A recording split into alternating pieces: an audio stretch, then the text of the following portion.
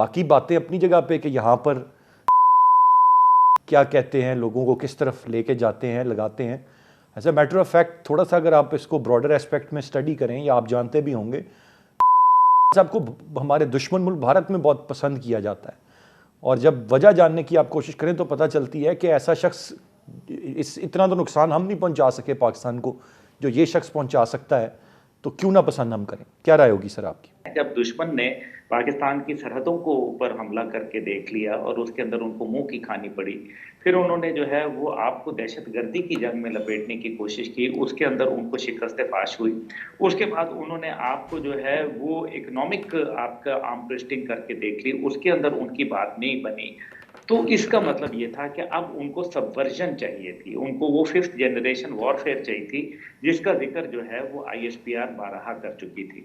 अब इसका मतलब यह है कि अवाम के दिलों में अपनी ही रियासत, अपने ही इदारों, अपने ही लोगों के खिलाफ नफरतें भरी जाए।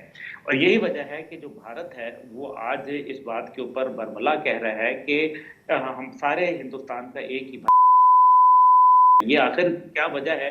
ये मेरा और आपका तो बयानिया है नहीं, ये उनका बयानिया है। वो मेजर गौरव क्या कहता है, इसी तरीके से दीगर लोग क्या कह रहे हैं, उनका मीडिया जो है वो चीख कर जो है की तारीफें कर रहा है। और कश्मीर को क्यों भूल जाते हैं कि कश्मीर को प्लेट पे रख के जो है वो किसने दे दिया। 5 अगस्त के बाद 2019 को हमने 3 मिनट की खामोशी इख्तियार की, 3 जुम्मे के अंदर 1-1 मिनट की। और उसके बाद जो कहा गया था कि मैं हूं कश्मीर का सफीर, तो वो कश्मीर का सफीर कहां चला गया?